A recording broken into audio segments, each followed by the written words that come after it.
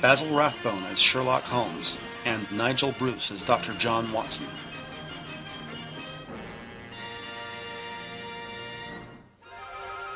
In The Pearl of Death.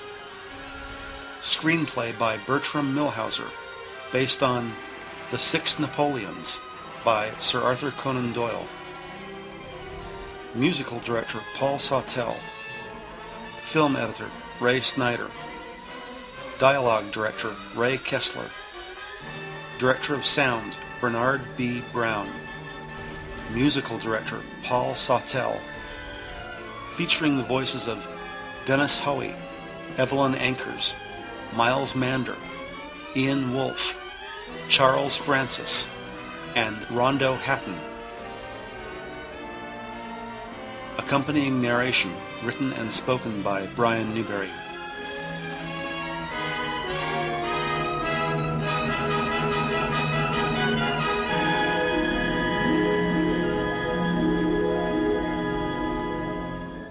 Somewhere in the Atlantic Ocean, a passenger cruise ship, the HMS Andalusia Star, slowly steams toward Dover, England. It's a beautiful evening, and happy passengers enjoy the sea air and the picturesque star-filled sky. Standing alone in the shadows, the beautiful and sultry Naomi Drake, aka Rita Bittinger, watches as a uniformed ship steward checks his clipboard and approaches one of the many staterooms. A manipulative chameleon skilled in the art of information gathering, Naomi Drake can be a seductive lap dancer, an old tired spinstress, or a naive college student. Now she listens actively, intently, as the ship steward knocks on one of the cabin doors. Who's there? Steward, sir. I say, we're not at Dover yet, are we? No, sir, but there's a message for you, sir, in the wireless room. I'll be right there. J.W. Thursby, courier to the Royal Regent Museum, London, takes a moment to admire a large pearl about the size of a walnut. He is holding the famed Borgia Pearl. J.W. puts the pearl into a velvet-padded box and conceals the box inside a secret compartment within the lining of his luggage. The mindful agent closes the flap and carefully stows the modified suitcase next to his bed. Thursby then exits the stateroom, locks the door behind him, and makes his way to the ship's wireless room to receive his message. When she's certain Thursby is out of the area, Naomi Drake produces a room key from her purse. She unlocks the cabin door and enters the unattended stateroom quickly enough to avoid notice by the ship's steward. Over in 15 minutes.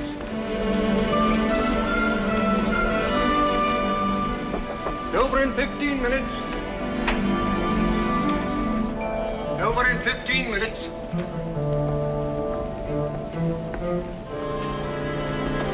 Over in 15 minutes. A few minutes later, when the steward is gone from sight, Naomi Drake emerges from the cabin unseen.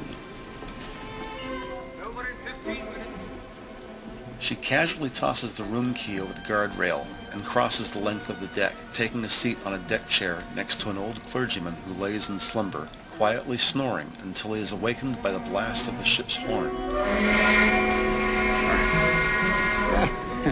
Oh, bless my soul.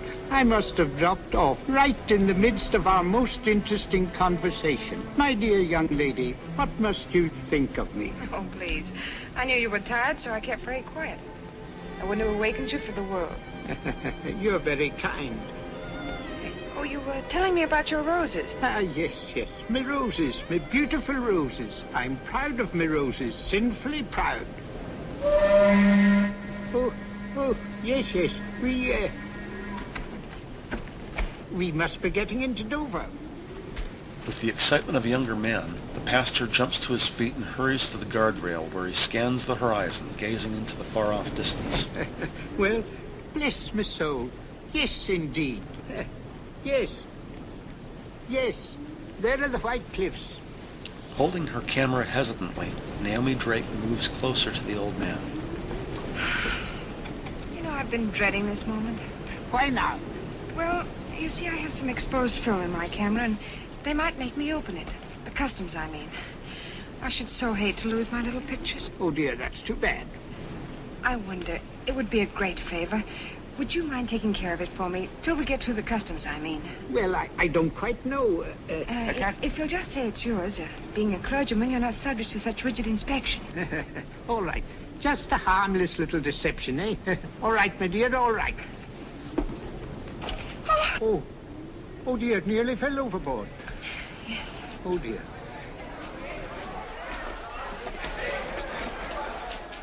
The ship has safely docked in Dover, and passengers disembark, excitedly making their way through customs.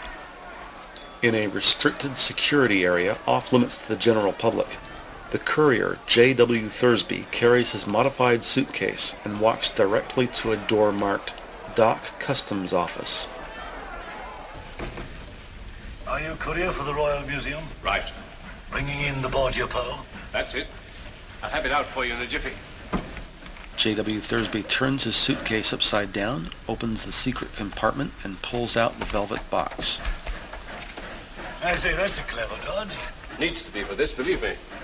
There you are. The customs agent opens the box, and the three men are shocked when they see the pearl is missing. Only now, when it's too late, with frustrating hindsight, J.W. Thursby realizes. That message, sent to me on the boat. It was a hoax to get me out of my stateroom. Meanwhile, in the hustle-bustle of the passenger area, Naomi Drake locates her friend, the elderly Reverend. Oh, there you are. I was afraid My dear, they didn't even question me. Oh, how can I ever thank you? Don't try. Just send me one of your photographs, will you? I'll be happy to. Goodbye. Goodbye. The beautiful Naomi Drake makes her way down to the street where a car is waiting for her. She looks inside the open window and sees Giles Conover, a hardened psychopathic predator documented by police with a history of assault, extortion, and murder. Giles Conover, an organized crime leader whose greed and ruthlessness know no limit. Come on, get in. How many times must I caution you, my sweet, not to speak until doors are shut? I'm sorry. I didn't expect you to meet me. Oh, I couldn't deny myself that pleasure. Now, you're more beautiful than ever. I'm glad to be back. Yes, and we're glad to have you back. We?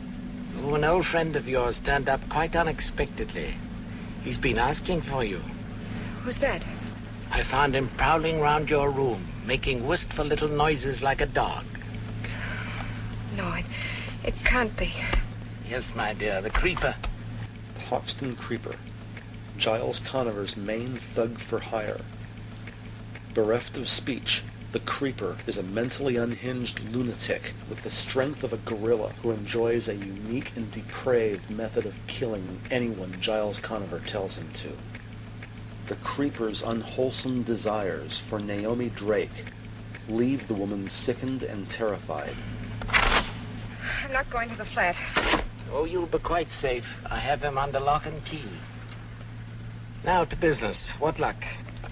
See for yourself. I stuffed it with paper to stop it from rattling. It's absolutely the biggest pearl I've ever seen. Naomi Drake gives her camera to Giles Conover.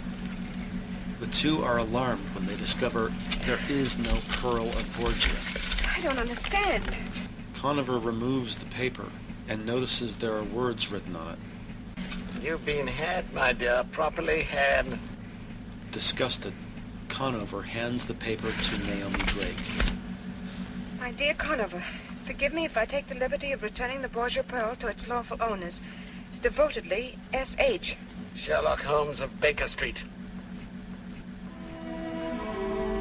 At this very moment in his home on Baker Street, Sherlock Holmes is removing his clergy disguise while speaking with his friend, Dr. John Watson. Well, you won't tell me what you've been doing. One thing at a time, old boy. Let me get off this makeup. Oh, I'm as stiff as a varnished eel. It still doesn't answer my question. What have you been up to? A little bit of hijacking, old boy. Reach into the inside pocket of that coat that you're about to throw aside. What do you find there? Pocketbook? Open it. Take out what you see. Your fingers have now closed on a matter of £50,000. What? Can't be real. Real as death, old fellow. The blood of 20 men upon it, down through the centuries. Where do you get it? From a charming young lady named Drake. Elias Yvette de Joux, alias Lisa Vanini. Never heard of her. No, nor of Giles Conover either, I fancy. Well, I can't say that I have. That's the incredible thing about it, Watson. This man pervades Europe like a plague. Yet no one has heard of him. That's what puts him on the pinnacle in the records of crime. What's he do? Everything and nothing. In his whole diabolical career, the police have never been able to pin anything on him. And yet, show me crime without motive, robbery without a clue, murder without a trace, and I'll show you Giles Conover. That's amazing, Holmes. 2 years ago, he disappeared from his usual haunts. And I've every reason to believe that he... Oh, here it is. I've every reason to believe that he's back in England again. Holmes puts on his signature velour housecoat as Watson loads tobacco into his pipe. As the two friends continue speaking, an unknown man quietly climbs the staircase which leads to their flat. Like a free society of this sinister creature, I should feel that my own career had reached its summit. Where's that stuff? Then you think Conover's behind the theft of this pearl? I was never more sure of anything in my life. Excuse me.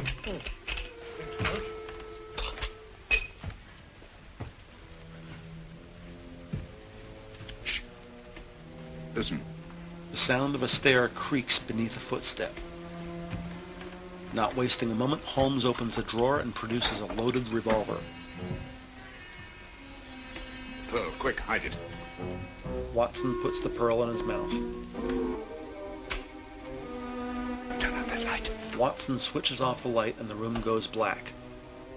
The unknown visitor opens the door and turns on the light, only to discover the gun pointing directly at him is being held by Sherlock Holmes. Why, Mr. Holmes. My apologies, Lestrade. I was expecting Mr. Giles Conover. Come in, won't you? Good evening, Dr. Watson. I take it Scotland Yard has been notified of the theft of the Borgia Pearl? Yes, but... Give it to him, Watson. Watson spits out the pearl and drops it into Lestrade's open hand. What? Well, I never. That's a fine way to treat the Borgia Pearl. I assure you, Lestrade, I shall not feel safe until this pearl is in the deepest vault of the Royal Regent Museum. The following day at the Royal Regent Museum, the curator, Francis Digby, meets with 3 other specialists to discuss the Borgia Pearl and its security. The other 3 men present are Sherlock Holmes, Dr. John Watson, and Detective Inspector Lestrade with Scotland Yard. Exiting Digby's office, the entourage strolls the main hall of the museum. Don't mind telling you, Digby, I should be glad to see the last of your precious pearl. Well, precious is a feeble word, Holmes. Look at its flawless skin. Its matchless symmetry. It's a miracle of beauty. Miracle of horror. Steady on now. Isn't that a bit strong? Is it? Think of its blood-stained history. Think of all the misery it's brought to the poor wretches who laid greedy hands on it. Alexander Borgia died twisted and black with poison. Carlos of Spain became a dribbling madman. A disastrous jewel, Digby. The world would be much better off if it was sunk in the ocean from which it came. Oh, really, Mr. Holmes? We'd hardly treat a national treasure in such a cavalier fashion. The guard raises a red velvet rope, and the group gathers around a glass display case. If you'd kindly open the case, Inspector. Certainly, sir. When Lestrade opens the case, curator Francis Digby delicately places the pearl onto its cushion. Digby then closes the glass door, locking it with a key.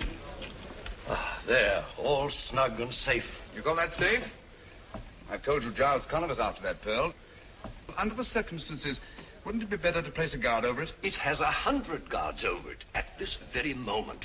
Well, my eyes must be failing me. I don't understand. What's to prevent anyone smashing the glass and pinching it? Would you like to try it, Dr. Watson? Oh, I certainly would. Don't bother smashing the glass. I'll open it for you. Ah, there. Help yourself. Watson picks up the pearl and gongs and alarm bells begin screeching. Every visible door slams closed. Heavy window shutters drop into place, locking securely. And what was once a museum suddenly becomes a jail cell, trapping everyone inside. Merely a demonstration. May I have the pearl, Doctor? Watson spits out the pearl and drops it into Digby's hand. What, again? Curator Digby returns the pearl to the glass case. The alarms stop, the gongs cease to ring, and the doors and window shutters reopen.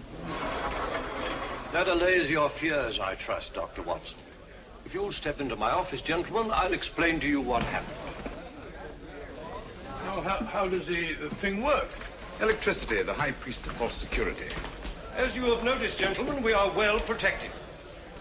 Every article in this museum is so placed that its removal creates a contact. Very ingenious.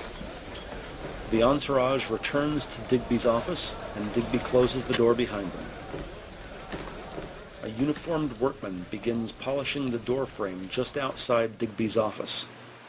Tell me, Digby, just where in the building is the control of this ingenious electrical safety device? The workman waits till no one is looking, quietly pushes the door open ajar, and actively begins listening to the meeting. The wires are in this room. Naturally, they're not exposed. Oh, naturally. Well, Watson, I think our usefulness here is ended. Goodbye, Digby. Goodbye, Mr. Holmes. It's been most interesting. Thank you very much. Goodbye, Mr. Digby. Goodbye, Doctor. Good day, Inspector. Good day, sir. Holmes notices an artistic display of fruit-shaped ornaments. Casually reaching for his hat, he makes a charade of knocking it over. Oh, I'm so sorry. Oh, well, accidents will happen. While the other three men are distracted picking up spilled ornaments, Holmes closely inspects an immense Chinese embroidery. He pulls back the oriental tapestry and sees 3 electrical wires plugged into the wall. A moment later, Holmes picks up one last piece and hands it to Digby. My apologies, Digby. Oh, no harm done, I assure you. On the contrary, I'm afraid the greatest harm has been done. I beg your pardon? Are all the objects of art in this room connected with your protective system? Well, most of them. But why?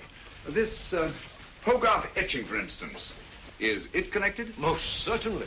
It's a priceless original. Take it down, will you, Watson? Not me. Once bitten, twice shy. Oh, tosh. I'm not afraid of guards and gongs. Lestrade removes the etching from the wall and nothing happens. I don't understand. No alarms. What's happened? No gong. No doors slamming shut. But why don't the gongs ring? Now, I'll tell you why. Because your whole elaborate system here isn't worth a brass farthing. But Still lurking near the door frame, the suspicious museum worker is carefully listening to every word. I don't understand. It all depends on 3 wires behind that strip of Chinese embroidery. Who told You told me yourself. Said the wires weren't exposed. The only unexposed wall space in this room is behind this embroidery. While you were picking up those ornaments, I disconnected these wires. Just to show you how absurdly easy it would be for anyone, far less ingenious and far less resourceful than Giles Conover, to do the same thing. Now will you listen to me when I tell you to lock that pearl in the deepest, darkest vaults in all England? Just outside the office door, a sudden commotion is heard, and the 4 men rush to investigate. But the office has been locked from the outside, and the trapped men pound on the door, trying to summon assistance. In the museum's main hall, the suspicious workman runs up a flight of stairs, grabs a chair, smashes it through a plate glass window, and runs outside as 3 museum guards give chase. Meanwhile, back at Digby's office, a museum guard unlocks the door, freeing the group of men, who immediately rush to the display case. Gone. It's gone. Workman took it, sir.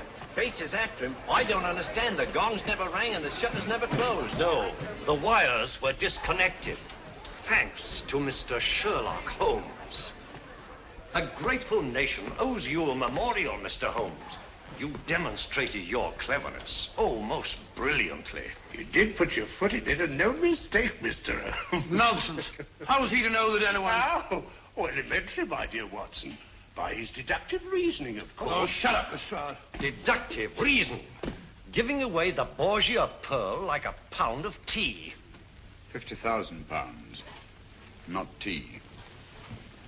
Entering the room, the suspicious workman is handcuffed and flanked by 2 museum guards. What's this?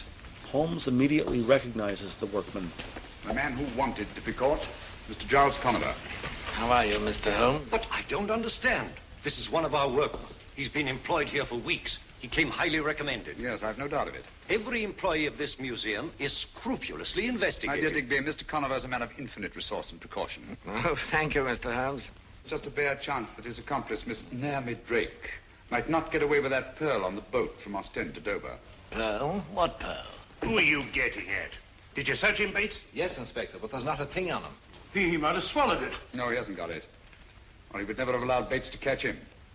While he was running away, did he stop? Did he meet anybody? Why, yes, sir. As he went around the corner, he bumped into a woman. Did you get a good look at her? No, sir. Not good enough. Ah, that's where you lost your pearl. That woman was an accomplice. Same girl that was on the boat, eh? Possibly. In any event, may I suggest, Lestrade, that you hold Mr. Conover? Oh, come now, Mr. Holmes. Haven't you made enough mistakes for one day? There's no crime, you know, in taking a job in a museum. There's no crime in running when you're being chased. Just what am I being held for? Window breaking? Thank you, Mr. Conover. Take him away, officer. How long can you hold him? Well, you heard what he said. Strictly speaking, we can't. 1 day? 2? Well, make it 2. Good. Good? What's good about it? We don't want him. We want the pearl. That's just what I'm getting at, Watson. One of two things has happened.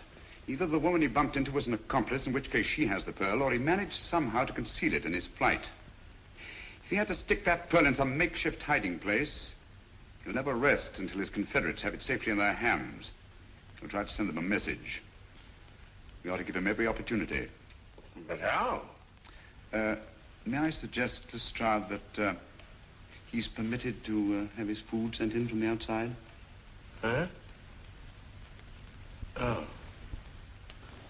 At the police department later that evening, a British constable carries a dinner tray of food-stained dishes to the desk of Detective Inspector Lestrade. Here we are, Inspector. Here is his tray, just the way Mr. Conover left it. Oh?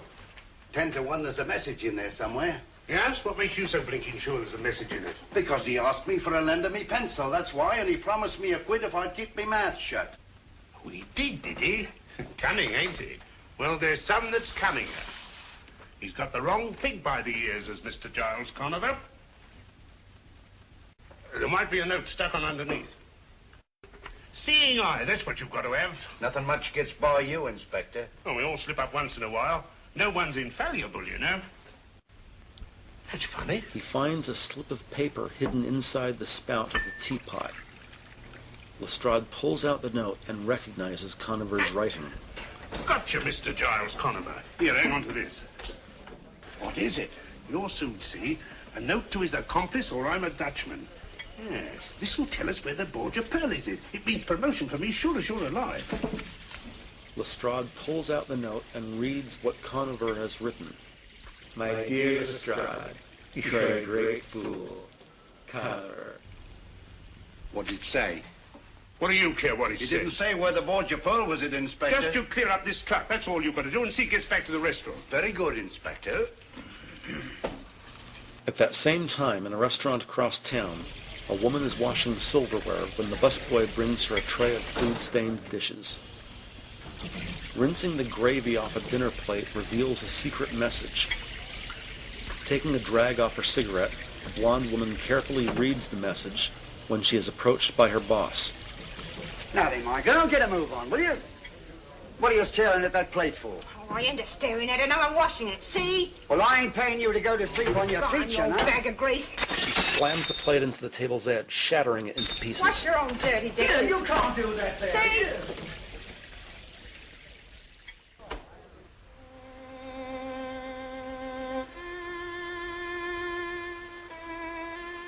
In his flat at 221 Baker Street, Holmes relaxes in an easy chair when Watson enters carrying 2 copies of the London Times.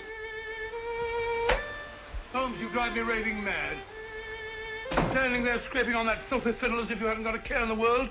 All the time your reputation's been dragged in the mud. My dear Watson, I really must caution you against hitting newspaper reporters in the teeth.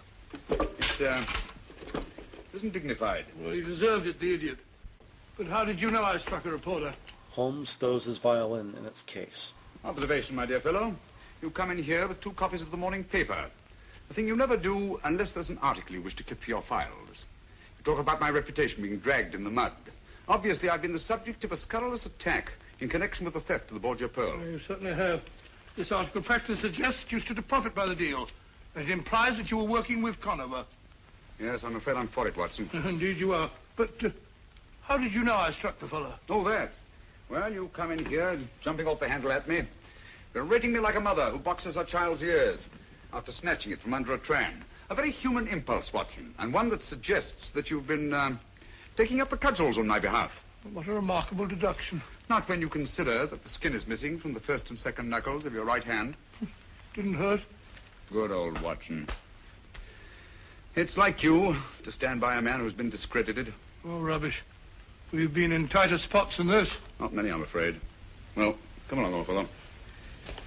What have we here? Kippers. Kippers, splendid. And the two friends sit down to lunch. I'm as hungry as a bee on a flower. Come in. Don't get up. Haven't got a minute. I've just popped in to tell you. I know. To tell me that you can't hold Conover any longer. In fact, you've already let him go. Never doubt. How did you know? Elementary, my dear Lestrade. You know as well as I do that you can't hold a man for more than 48 hours without bringing a charge against him. That's right. Standing over the table, Lestrade casually samples one of the kippers. Have one, won't you? Thanks. Well, I've got to be off. Off to solve another baffling crime, I suppose? Oh, you might call it that, Doctor. But to me, it's just another routine murder. Oh? Who is it? A bloke named Harker, military man. Harker. Horace Harker? That's right, you know. I've heard of him. Horace Harker. Yes, I remember him. He's a major in India. He's retired. Uh-huh. So he's been murdered, has he? Right. And his back broke. Well, I got to be off. Wait a minute. What did you say? Eddie's back broke. You know. Spine snapped. That's it. That's what? It's come at last, Watson. The thing we've been waiting for. Holmes springs to his feet, takes off his robe, and puts on his coat and hat. Hold on. Keep your shirt on. There's no mystery about it. He must have fallen down in the struggle. That's all. Nonsense. Holmes grabs a second coat. Here's your coat, Watson. Oh, what is all We're this? giving Lestrade a hand. Well, the Borgia Pearl, we can't Borgia afford... Pearl we're after. Come on, Lestrade. Holmes and Watson accompany Lestrade to the crime scene. The three men arrive to find the room in terrible disarray. A deathly cold breeze blows in through an open window. In the dining room, there is broken china everywhere, but some dishes and silverware appear untouched. The most obvious sign of the struggle, the body of Major Horace Harker, lies motionless in the middle of the floor. Standing off to the side, a terrified housekeeper is detained by police for later questioning. Detective Inspector Lestrade is beaming with confidence, but Sherlock Holmes seeks more detail from the officer at the scene, Constable Sean Murdoch. This is exactly how you found him? Yes, sir. Nobody's touched him but the police surgeon. Back broken, eh? Snapped clean, sir. Died instantaneous, the doctor said. Lestrade, would you mind if Dr. Watson has a look at him? Not at all. Thank you. Watson, I'd like to know whether the break is cervical, thoracic, or lumbar. And I'll wager it's lumbar. Oh, tosh. Who found the body, Murdoch? She did, sir. His housekeeper. Oh. Said she came in to clear away his supper things and found him lying there. And that's the first and last word we've been able to get out of her. Oh, it is it? Well, I'll soon get a word out of her. Here, you. I shouldn't do that if I were you, Lestrade. Why not? The woman's suffering from shock. Close to catalepsy, if you ask me. Well, I ain't asking you, Mr. Holmes. Naturally. Get her out of here, Murdoch. Get her to an hospital. Can't you see she's suffering from from shock? Come on now. Nobody's going to hurt you. Major Harker seems to have thought very highly of Napoleon. He's rather overdone it. I don't think much of that one. Where was the break, Watson? One of the lumbar vertebrae, as you thought. The third vertebrae. I can't for the life of me imagine how it happened. I can. Oh, really? Well, it happened just as I thought. The housebreaker comes in through this window over here. So you see, Mr. Sherlock Holmes, I shan't be needing you after all. Simple as ABC, isn't it? Yeah. The murderer comes in through that open window. Major Harker is having supper over there with his back to him. Carry on. Well, he tiptoes over behind his victim here. Ark arises, they come to grips. They barge all round the room, bang into this table, dishes go every which way, Ark falls and breaks his back. Simple, ain't it? So simple, my dear Lestrade, as to be almost childish. For instance, will you kindly explain how the dishes that were on this table could have been knocked off in the struggle and this silver milk jug left standing and all these knives and forks and spoons in perfect arrangement? Well, Mr. Holmes, if it's the psychology of knives and forks and milk jugs you're talking about, I beg to be excused. I'm trying to account for this broken china, Lestrade. That's the outstanding feature of this case, whether you know it or not. All these broken plates, plaster ornaments, bric-a-brac. Why was all this china smashed? Nothing else disturbed. Why? Yes, and how about his back being broken? A man can't just fall down and break his back in that casual way, you know? Right you are, Watson. External forces indicated. There's no doubt about it. Major Harker's back was broken deliberately. I suppose you're going to tell us just who did it. Yes, I think I can. I've never known but one killer who used that technique. What? Oh, come on, he's dead and done for. You remember him? Am I likely to forget the Oxton Creeper? Hoxton Creeper? Oxton Horror, I called him. A monster, Watson. With the chest of a buffalo and the arms of a gorilla. His particular method of murder is back-breaking. And it's always the same. A third lumbar vertebra. How horrible. Do you mean to stand there and tell me you think he's still alive? Why, they got him 2 years ago, trying to escape from Devil's Island. Did they? Yeah. I wonder. I'll lay you odds he's in London at this very moment. All right, Mr. Holmes, you stick to your theories, I'll stick to my facts. That's fair enough. Do me a favor, will you? Anything your little art desires. This broken china. Have it all swept up carefully and sent to me at Baker Street, will you?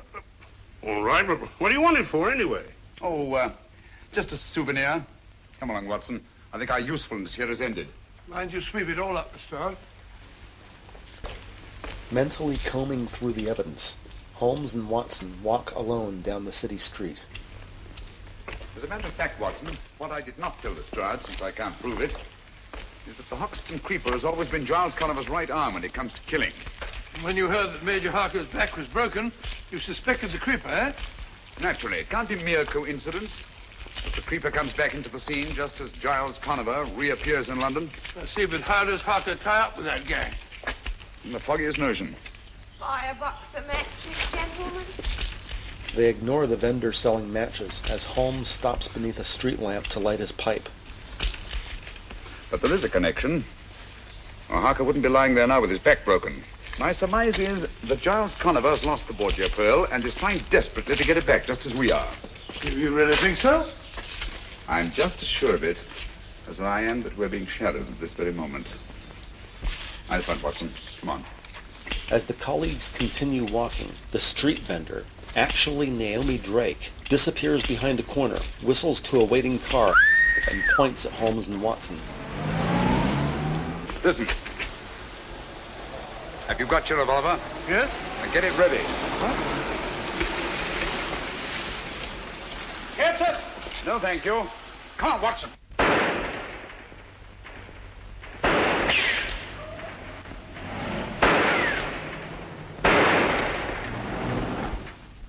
Conover's gang.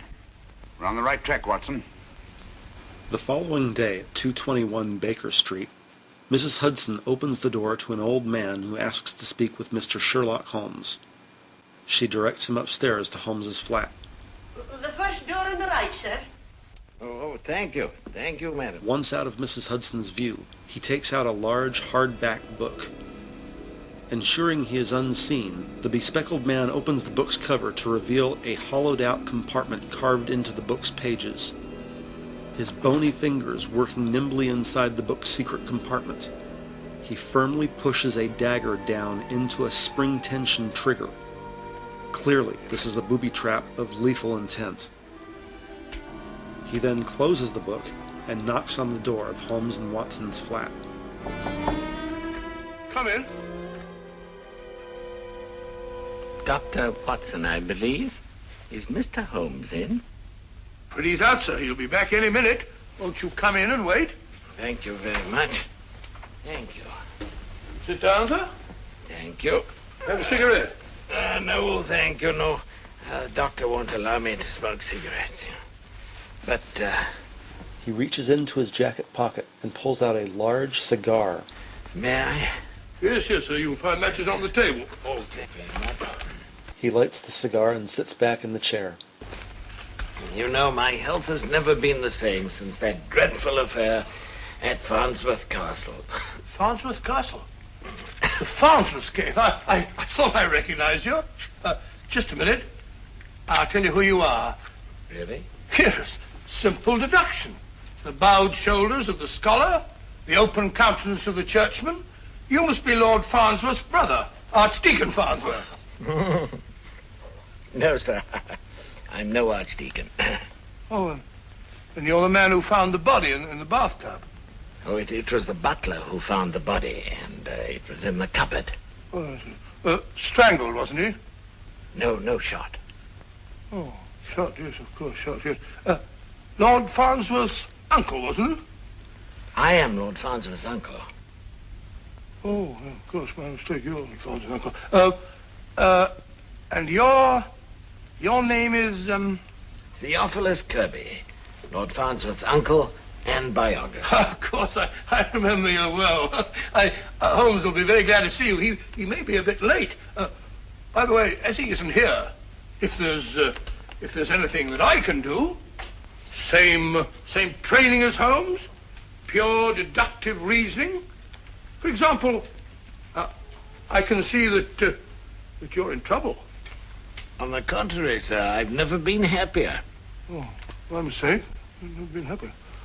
I've been looking for some little token of gratitude which I could give to Mr. Holmes.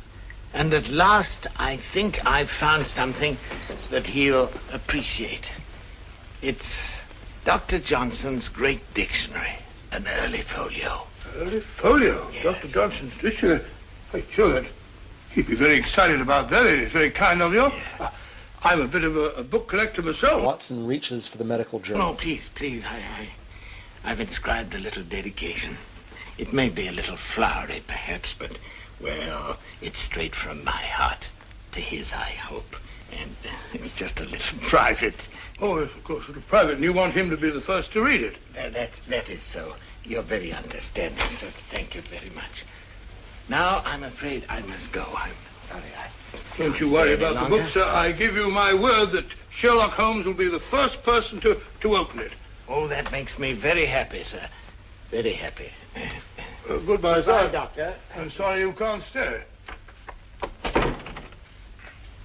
Alone in the apartment, Watson takes a closer look at the cover of the huge medical dictionary. 1757. Early folio. Must be worth a lot of money, huh? I think Holmes would mind if I just... come in. Oh, hello, Mrs. Hudson. Mrs. Hudson enters the room carrying a tray of delicious food and piping hot tea. I brought you tea. And when Mr. Holmes comes in, see that he eats a bite like a good soul. Certainly, my dear. I'll be glad to. I have a hard time getting him to eat.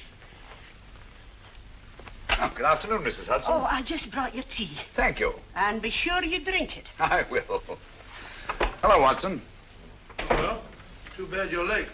Old chap was here to see you. Oh? Sorry to have missed you. What old chap? Theophilus Kirby.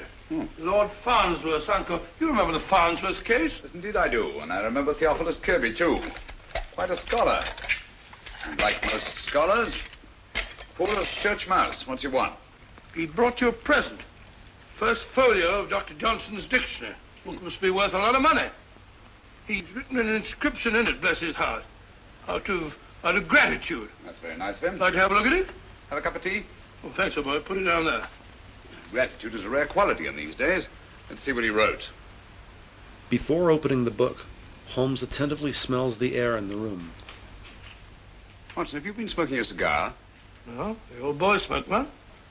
Kirby wasn't a smoking man as I remember him. Holmes picks up the ashtray, rolls around the cigar ashes between his fingertips, and holds them to his nose. And even if he were, he wouldn't be smoking a Bolivar cabinet size, imported from Havana, especially for connoisseurs. Well, if you're not sure of him, there are plenty of samples of his writing on the shelves over there. Why don't you compare them Don't with... touch that book. What? Give it to me. Cautiously, Holmes puts the huge book down on the table. I'm sorry, Watson, but unless I'm greatly mistaken, you've been entertaining Mr. Giles Conover. Stand back from that book. Taking Watson's cane and standing at a safe distance, Holmes uses it to open the book's cover. Spring-loaded, the dagger shoots like a bullet straight up. Great Scott! Its point lodges deep into the ceiling. He meant that for you. Oh, that's very gratifying. Gratifying? Certainly. Conover wouldn't go to all this trouble to eliminate me if I weren't in his way. And obviously I am in his way because he hasn't yet found the Borgia Pearl. And as long as he has... All right, let me have it. Yep. All right. Yes, yes. Hold Lestrade. Yes. What? Say that again. Don't touch a thing. No, not a thing. You understand? Right. We'll be with you. What is it, Holmes? Another murder. Little old lady. With her back broken. No. Yes. And in a litter of smashed china. Once again, Holmes and Watson meet Lestrade at the scene of another gruesome crime. The body of Rachel Carey lays dead amidst a pile of shattered dishes, her spine intentionally snapped by human hands. The victim's traumatized sister, Ellen Carey, is at the scene giving her statement to police. That was exactly how I found my sister. There. Steady, my dear, steady. You live here, Miss Carey? No, Mr. Holmes. I teach history at a school in Cardiff. I came home today for the holidays. This card, Mr. Holmes. The very last thing she did. For my dear Ellen, to inspire her and her pupils with love. A gift for you. What was it, Miss Carey? I don't know. I'll never know now. I found it on the desk over there. She was writing it when... Oh, why do you stand there? Why don't you find the beast who committed this dreadful crime? Look here, Miss Carey. Just one question. There'll be quite enough questions. You come along with me, my dear. What you need is a sedative. I'll telephone for a nurse. There, my dear. You'll be quite all right. Pitiable. Poor little woman. Holmes speaks to the responding officer, Corporal Rupert Bleecker. Back broken, eh? Snapped clean, sir. Same as Major Harker's? Yes. Holmes studies the body. Once more we find the body in a litter of smashed china. What do you make of that? Coincidence, I'd call it. Would you? Yeah. Curious, isn't it? 2 murders at the opposite ends of London. People who couldn't conceivably have had anything in common, their backs broken, and smashed china around their bodies. Well, things do get smashed in the struggle, you know. Including the plates that are hung in these wire racks on the walls. When a lady gets hysterical... She may do many desperate things, but my dear Lestrade, she does not run around the walls like a mouse. Oh. Those plates were taken down and smashed deliberately. And it was done after she was killed and not before. Is that another one of your little theories, Mr. Holmes? No, it's a fact. And easily demonstrable. If you lift up that body, I think you'll find there's not a vestige of broken china underneath. Well, just to prove you're wrong. Here, lend a hand here, Bleecker. Right, sir. Lestrade and Corporal Bleecker carefully pick up the body of Rachel Carey, leaving behind an outline of clean, dry carpet beneath the body, completely absent of broken china. What did I tell you? Look at that, Lestrade. That china was broken after her dead body was flung there on the floor. But why? Why was it done? Well, as I see it, we're dealing with a monomaniac. And after each and every one of these murders, he goes into a bestial fury and smashes things. But why bric-a-brac and nothing but bric-a-brac? Why should a murderer who's strong enough to break Major Harker's back vent his bestial fury by breaking up dinky little cups and saucers when he could just as easily break up a large chair or smash a big table? There's no accounting for the workings of the criminal mind. Oh, nonsense. He follows a pattern and there's purpose in it. Would you have those broken fragments collected and sent to me at Baker Street, please? Oh, what's the use? You won't find any fingerprints in them. Perhaps not. But broken china is the one thing these murders have in common. We've got to get to the heart of this mystery, and quickly, too. Don't you realize there's a monster at large in the city, bent on destruction? We don't know why, we don't know where. But somewhere, at any moment... At that very moment, a burglar, physically enormous in stature, silently enters a house through an open window. The stealthful intruder conceals himself behind a set of drapes in the library. Lost that cat. I'd swear I put her out. That's funny. I'm sure I drew those library curtains. When the homeowner opens the curtain, the Hoxton creeper violently throws the man to the ground, applies leverage, and quickly breaks his lower back. Reverting to his bizarre calling card, the creeper shatters every piece of china in the house before disappearing into the night. The newspapers are all abuzz, headlining details of the horrific murders. Backbreaker strikes again. Broken dishes add mystery to crime. Scotland Yard baffled. Also, maniac slayer still at large. Another murder.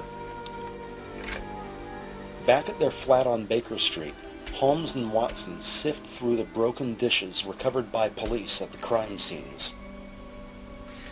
I'm afraid I must disagree with the newspapers, Watson.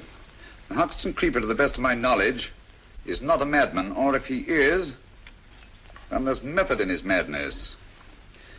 And that method, I'm convinced, is supplied by Giles Conover. You think all this broken china is just a blind to make it look like the work of a madman? On the contrary, my dear fellow, this smashed china shows purpose, it shows motive. And purpose and motive are the last things a sane man would wish to imply if he were posing as a madman.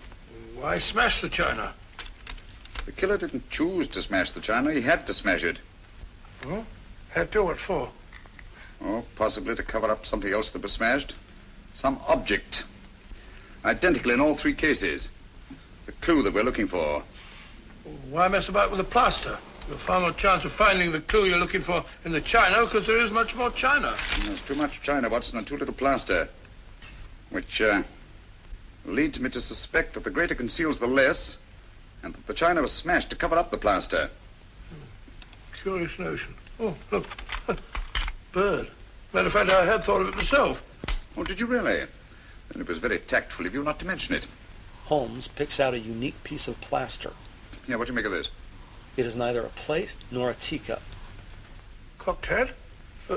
Soldier, eh? No doubt of it. Part of a bust. Military hat. Late 18th century, I should think. That's funny. Here we are in the second house. Here's a shoulder with a bit of a chest and a medal on it. Looks as if it might have come from the same bust. Mm-hmm. Identical. Same plaster, same proportion, same military subject. And this piece comes from the house of the second murder, while these pieces came from the house of the first. We're getting warmer, Watson. Okay, wait a minute. I got something over here. Here we are. Look, here's a nose. There's a mouth and a bit of a chin from the third house. But the mouth of his hat. Both men bring the four pieces together when they see a familiar and iconic image. Napoleon Bonaparte. The little corporal himself. Right, Watson, Napoleon. A single statue made up of fragments from 3 different houses. Identical busts in each house, huh? Yes. Put the pieces down here. I told you this china was smashed to cover up something else. Well, why smash Napoleon? Think, Watson, think. Something was hidden in one of those busts. Something that Conover is looking for. You don't mean that... Precisely. The Borgia Pearl. But how did it get in the bust in the first place? That's what we're going to find out. We're going to get hold of that guard. The one that chased Conover down the street the day he stole the Borgia Pearl. Get your hat. I'll get a taxi. I'll give it to you. 1 hour later, 2 blocks from the museum, Holmes and Watson meet with museum guard Jonathan Bates.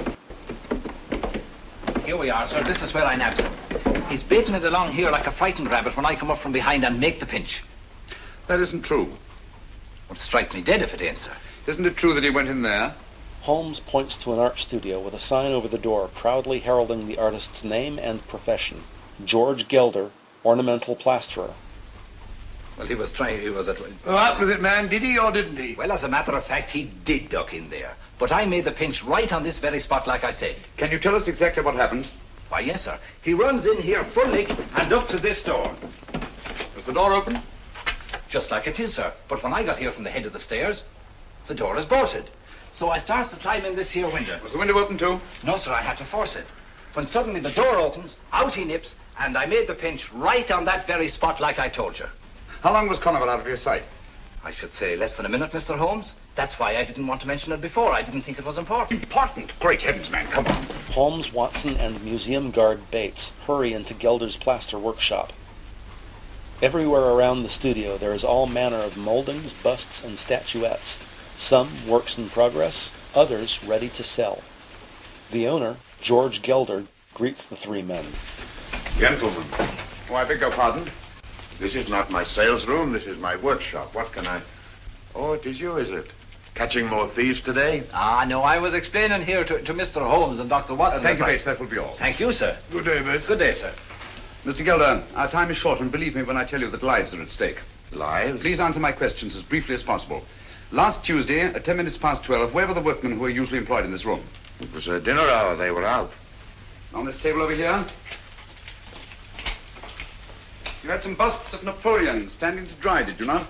Yes, I did, but how did you know? Never mind that now. How many were there? 6. Just like these busts of Beethoven. 6 busts of Napoleon Bonaparte. 6. Are you sure? No more, no less? Yes, I'm positive. Watson, look sharp, will you? Go to that door to the alley and do exactly as I tell you.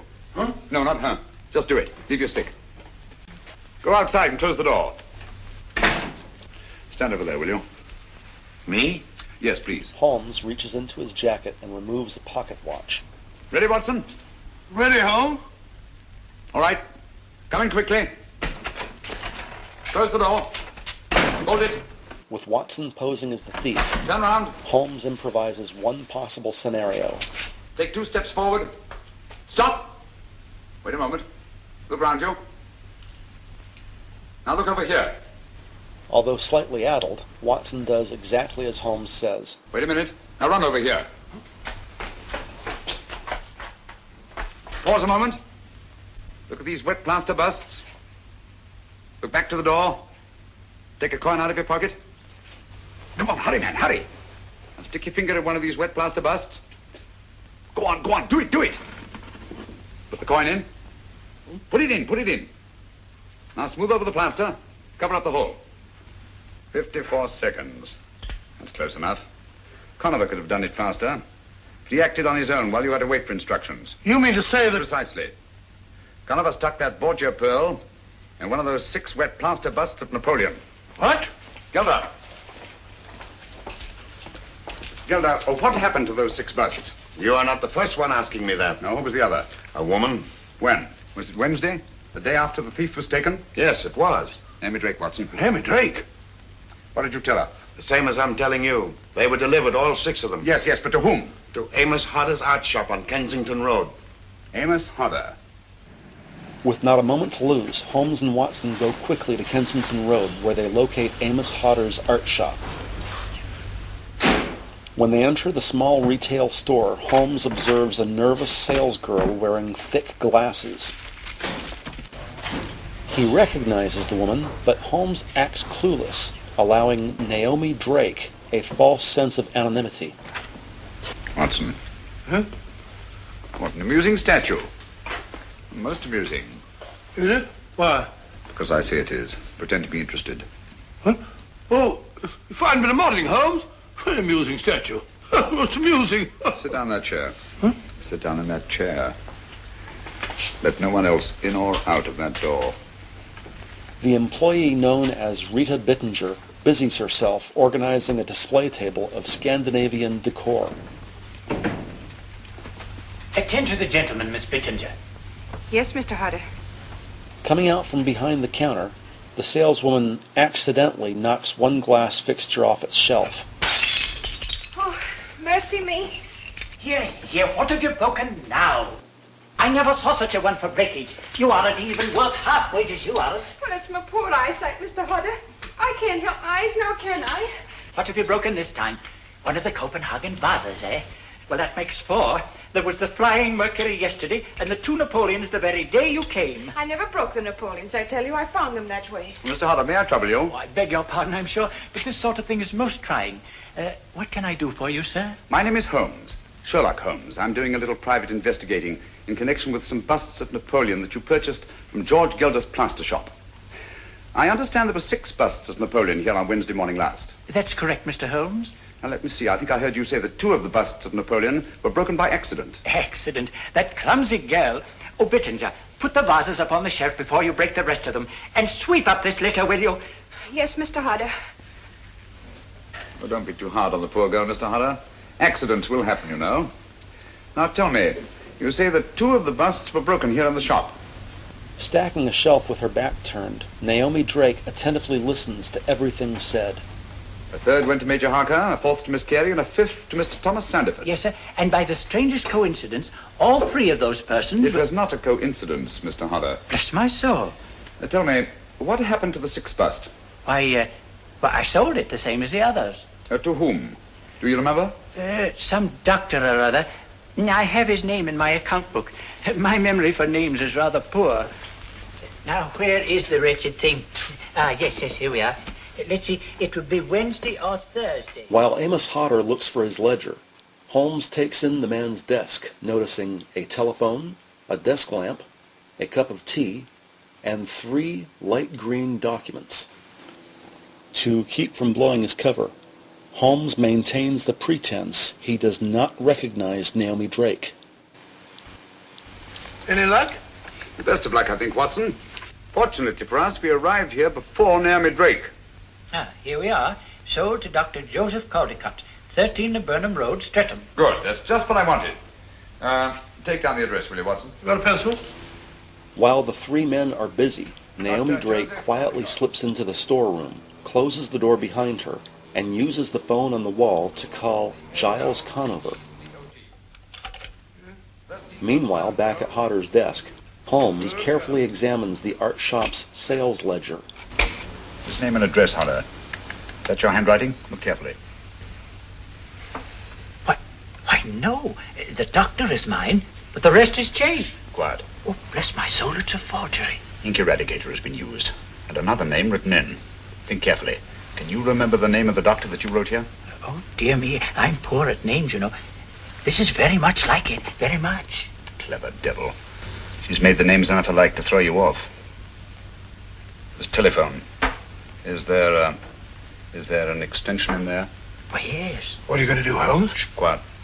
Holmes quietly lifts the phone to his ear and listens in on Naomi Drake and Giles Conover.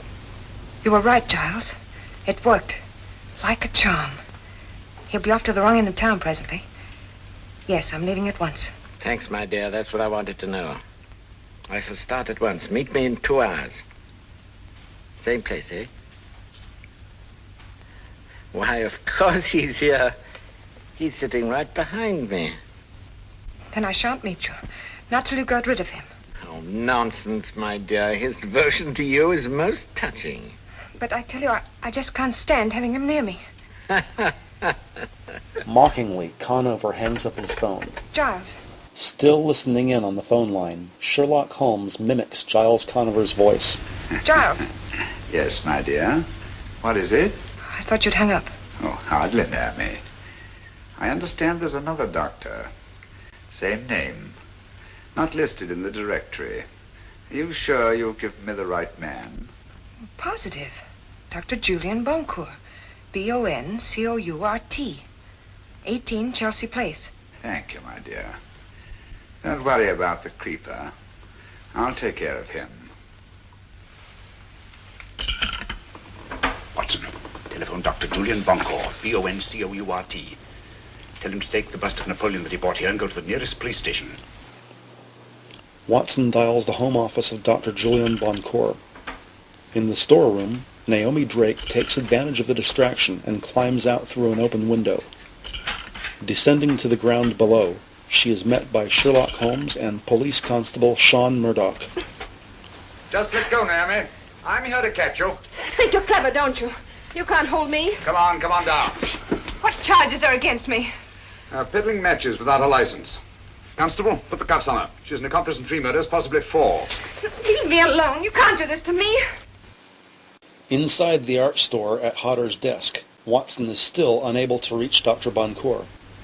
No one there. I can hear it ringing. In a doctor's office on the other side of town, a telephone sits next to a small bust of Napoleon. In an adjacent operating room, leaning over his patient and in full surgical scrubs, Dr. Julian Boncourt is not about to be interrupted by a telephone.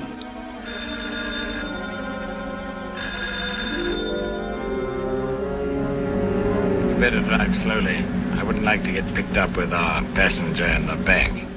En route to Dr. Boncour's home office, Giles Conover rides up front next to his chauffeur, with the creeper sitting wordlessly in the back seat. Oh, he's pretty quiet back there. What's he up to? He's got his vanity case. Giles Conover and the creeper arrive at the home office of Dr. Julian Boncour. Unlocked doors are always very pleasing to Conover, and the two felons enter the premises with the intent to inflict grave bodily harm. The house is mostly dark, but for one distant light coming from a small operating room at the house's far end. Conover sees one surgeon bent over an operating table, his attention and fingers fully immersed in the torso beneath him. Conover signals the creeper to stay back, Stay here till I call you. and the lead henchman casually walks into the operating room. Dr. Boncour. Yes, what you want? Don't you see I'm busy? I shan't keep you very long. I've only come to ask... How did you get in here? Who are you? Perhaps in protest to this rudeness, the elderly surgeon keeps his eyes focused on the patient, thus failing to notice Conover is pointing a Tokarev TT-30 service pistol at the doctor's right temple. I'm also a very busy man. Doctor, I understand you bought a bust of Napoleon a few days ago. I should like to look at it. What are you talking about? Will you get out of here, please? Or must I call the police? Stay away from that telephone, you old fool. Where's that bust? Looking up, the surgeon finally notices the business end of Conover's loaded automatic pistol. The old doctor raises his hands. Unfortunately, it is broken. Broken? Yes, you will find the pieces over there. He gestures to the side of the operating room, In the container. and Conover walks over to a small trash can. When Conover's attention is focused on the trash, Sherlock Holmes removes his surgeon mask and aims his own pistol at Conover. But you won't find the Borgia Pearl there, my dear Conover. Drop that gun. The bust is still unbroken and quite safe. You're still full of your little surprises, Mr. Holmes. Back up against that wall. Conover backs up slowly, looking down at his feet.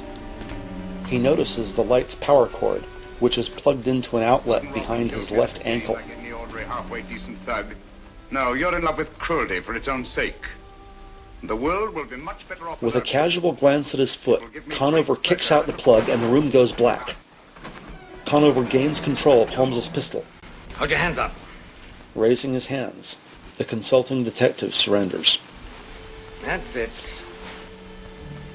You know, I'd never have thought of disconnecting those wires if it hadn't been for your excellent example at the Royal Regent Museum. It has been said that imitation is the sincerest form of flattery. Oh, yes, I'm willing to learn from an old master hand. Come now, where's that bust?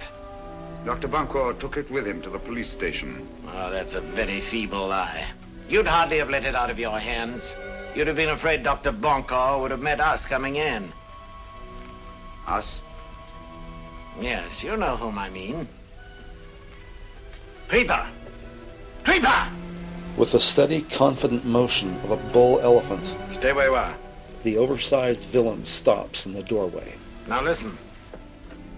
Go to the room at the head of the stairs. The one with the two glass panels on the door. As he issues instructions to the creeper, You know what to look for. Conover never takes his eyes off of Sherlock Holmes. And if you should meet Dr. Boncour on the way, pay him your respects. Slowly, the creeper sets off into the house, looking for the Napoleon bust, thought to contain the precious Borgia Pearl.